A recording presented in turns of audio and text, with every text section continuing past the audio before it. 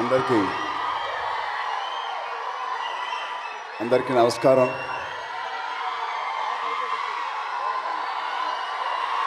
Love you thank you love you all. Thank you అబ్బాయిలు, thank you అమ్మ, thank you love you two thank you. ముందుగా ఇక్కడికి వచ్చిన పెద్దలకి, సంధ్య గారి ఫ్యామిలీ మెంబర్స్కి, మీడియా మిత్రులకి, వేదిక మీద ఉన్న ఆర్టిస్ట్, టెక్నీషియన్స్, సంధ్య గారికి, రేవంత్ గారికి, అందరికీ మనస్ఫూర్తిగా నా అభిమానం తెలుపుకుంటున్నాను. నమస్తే. అండ్ అంతకంటే ఎక్కువ మా ప్రాణం, మా అభిమానులు,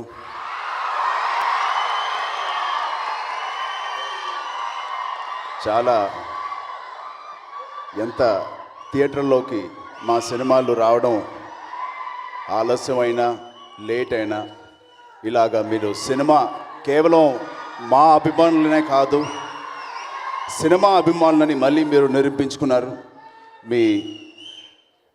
మీ ఆశ కానీ మీ ఓపిక్కి నేను ఐ రియల్లీ లవ్. త్వరలో చాలా సినిమాలు ఇప్పుడు రిలీజ్ అవుతున్నాయి, మంచి హిట్లు అవుతున్నాయి. త్వరలో అన్ని సినిమాలు థియేటర్లకు వచ్చి అదే గ్లోరీ, అదే వైభవం మళ్ళీ తిరిగి రావాలని మన ఇండస్ట్రీకి నేను మనస్ఫూర్తిగా కోరుకుంటున్నాను. ముందుగా ఈ నాట్యం అనే సినిమా ఓకే థ్యాంక్ యూ. ముందుగా ఎందుకు ఇలా ఈ సినిమా ప్రీ రిలీజ్ ఫంక్షన్ నేను వచ్చాననేది మీకు తెలుసుకోవాలి. కేవలం మా నాన్నగారికి, నాకు, సంధ్య గారి ఫ్యామిలీ అండ్ ఆవిడ మాకు చాలా కాలం నుంచి తెలుసు. బట్ అది కారణం కాదు. నేను రీసెంట్గా I was fortunate to see the movie. మొన్నే సినిమా చూశాను. మనస్ఫూర్తిగా చెప్తున్నాను, ఇవాళ నన్ను పిలిచారనో లేకపోతే నేను ఏదో ఒకటి మాట్లాడాలి ఈ సినిమా గురించి అని నేను మాట్లాడలేదు. I loved every scene. మొదటి నుంచి ఆఖరి క్షణం వరకు, ఆఖరి నిమిషం వరకు ఇంత ప్యాషనెట్గా, ఇంత అద్భుతంగా నేను మామూలుగా నాకు చాలా మామూలుగా ఇండస్ట్రీ హిట్ అనే ఒక సినిమాలను కూడా ఇంటర్వెల్ తర్వాత నేను మామూలుగా కొంచెం నిద్రపోయి మళ్ళీ క్లైమాక్స్ దగ్గర లెగుస్తాను. అది నా పరిస్థితి. ఏ సినిమాలను అడగండి, చాలా పెద్ద హిట్ అయిన సినిమాలు కూడా నేను మధ్యలో పడుకుంటాను. అలాంటి నా పరిస్థితుల్లో కూడా నాట్యం అనే సినిమా చాలా ఎంగ్రాస్ అయ్యి ప్రతి సీను, అది డ్యాన్స్ పరంగా కావచ్చు, లేకపోతే డైలాగ్స్ కానీ డ్రామా పరంగా కావచ్చు, ఆర్టిస్టుల పర్ఫార్మెన్స్ పరంగా కావచ్చు, లేకపోతే విజువల్ పరంగా కావచ్చు, అన్ని కోణాల్లో ఈ సినిమా మిమ్మల్ని కట్టుపెట్టి ఉంచుంది సీట్లో. అలాంటి ప్రయత్నం చేసిన రేవంత్కి నేను మనస్ఫూర్తిగా అభినందిస్తున్నాను. ఆ అబ్బాయి ప్యాషన్ నేను కేవలం సినిమాలోనే కాదు, ఇవాళ ఈ వేదిక మీద కూడా నేను చూశాను. I really appreciate and wish you Revanth. డెఫినెట్గా మా ఇండస్ట్రీకి నువ్వు ఒక పెద్ద యాసెట్గా నువ్వు ఉంటావు ఫ్యూచర్లో అని నేను మనస్ఫూర్తిగా కోరుకుంటున్నాను. అది ఖచ్చితంగా జరుగుద్దని కూడా నేను భావిస్తున్నాను. కేవలం డైరెక్టర్గా కాదు, నా విజువల్స్ కూడా నాకు చాలా నచ్చినాయి. బాహుబలిలో ఒక సాంగ్ ఉంటుంది, హంస అని ఒక సాంగ్, ఆల్మోస్ట్ హంస అనే ఒక సాంగ్కి దగ్గరగా ఆ క్వాలిటీతోనే తీశాడు. ఆ కొరియోగ్రాఫర్స్ కానీ అందరికీ నేను ఆ సాంగ్ తీసిన అండ్ సంధ్య గారి గురించి మాట్లాడతాను, అప్పుడే కాదు లాస్ట్లో మాట్లాడతాను. అందరికీ ఆ సాంగ్ కానీ, లాస్ట్లో పోనీ పోనీ అనే సాంగ్ కానీ, అన్ని సాంగ్స్ అద్భుతంగా ఉన్నాయి వినడానికి. బిగ్ అసెట్ ఈ సినిమాకి. ఏ సినిమాకైనా పెద్ద అసెట్ మ్యూజిక్. ప్రత్యేకంగా ఈ సినిమాకి కూడా మ్యూజిక్ ఒక పెద్ద ప్లస్ పాయింట్ అవుతుంది. 22వ తారీఖు మీరు అందరికి కూడా అది చూస్తారు. మరొకటి భరద్వాజ్ గారు, music director, Shravan Bharadwaj, I really enjoyed your music.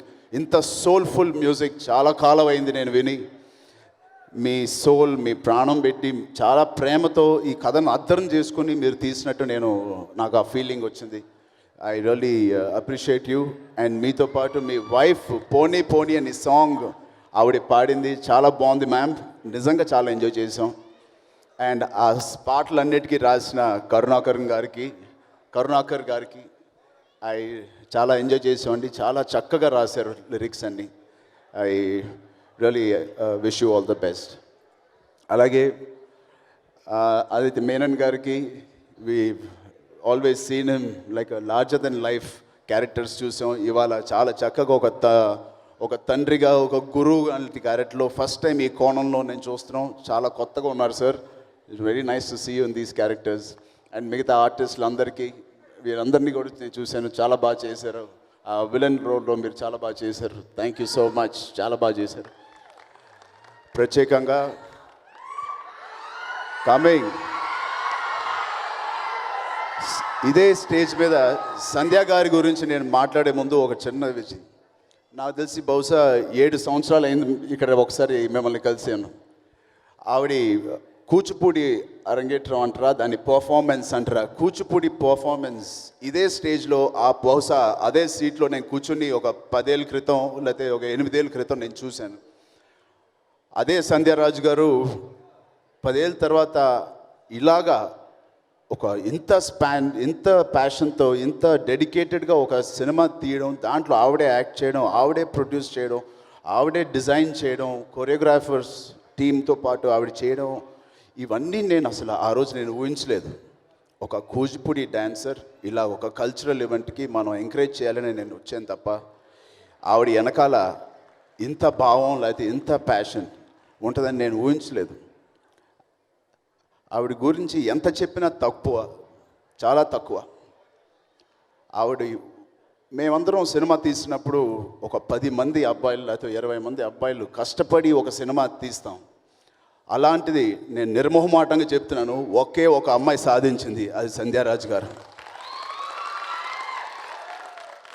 ఒక డైరెక్టర్ సపోర్ట్గా ఉన్న ఒక ప్రొడ్యూసర్గా, అలాగే ఆ స్ట్రెస్ని తీసుకోకుండా యాక్ట్ చేస్తూ, కొరియోగ్రాఫ్ చేస్తూ, బట్టలు కూడా డిజైన్ చేస్తూ, ఖర్చు పెడుతూ, ఇంత అద్భుతంగా ఇంత క్వాలిటీతో తీయడం అంటే ఒక మామూలు విషయం కాదు.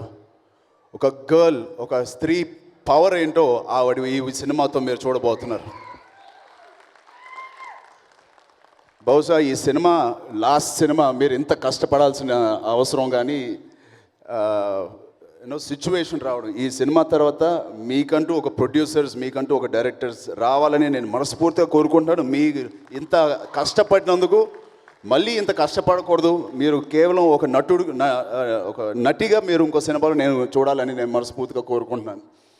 నాకు తెలుసు ప్రొడక్షన్ చేయడం ఎంత కష్టం సైరా తర్వాత, బట్ ఏ పెద్ద సినిమా క్వాలిటీకి తగ్గకుండా అంత బాగా చేశారు. నిజంగా ఎవరి కోసమో కాదు, సంధ్య గారి సంకల్పం కోసం అని ఈ సినిమా చూడాలి ఒకసారి.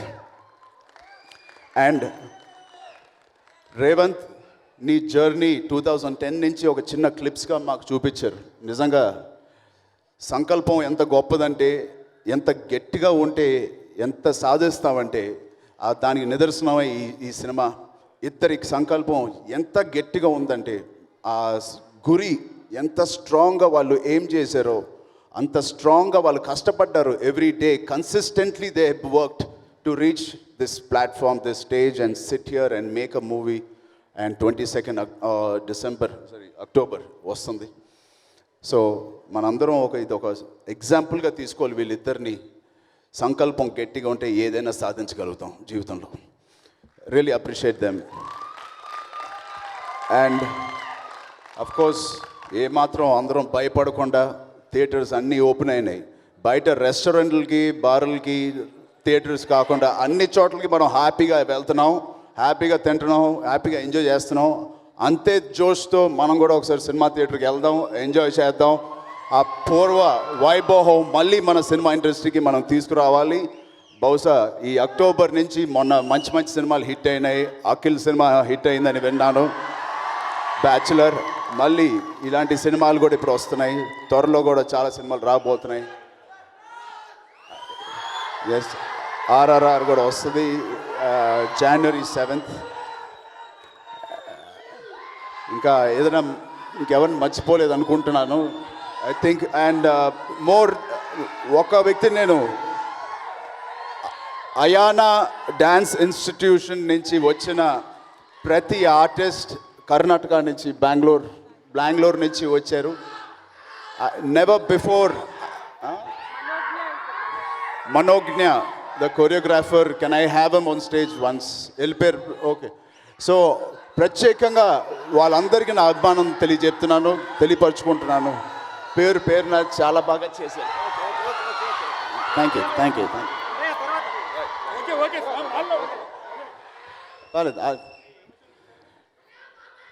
యూ.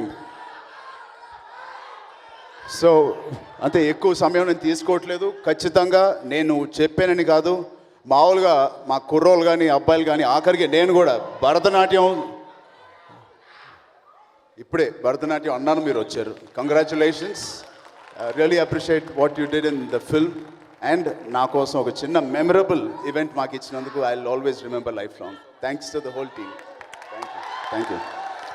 సో ఇప్పుడే అంటున్నాను, మామూలుగా చిన్నప్పటి నుంచి మన కల్చర్ కానీ, మన సాంప్రదాయాలు కానీ, సంగీతం అవని లేకపోతే భరతనాట్యం అవని, ఇవన్నీ చూడక ముందు మనకి ఏంటో మనకి ఫాస్ట్ లైఫ్ అండ్ ఇవన్నీ అలవాటు అయిపోయి ఇవన్నీ మనకి ఏంటో కనెక్ట్ అవుతుందా లేదా అని మనం అనుకుంటూ ఉంటాం. నేను కూడా సంజయ్ గారు సినిమా చూడమని చెప్పినప్పుడు, ఓకే ఇది భరతనాట్యం సినిమా హెవీగా ఉంటుందా, కేవలం నాట్యం అంటే ఆ కూచిపూడి భరతనాట్యం ఒకటే మనం చూస్తాం అనుకున్నాను. కానీ అబ్బాయిలో నేను చెప్తున్నా, ఇది అలాంటి సినిమా కాదు.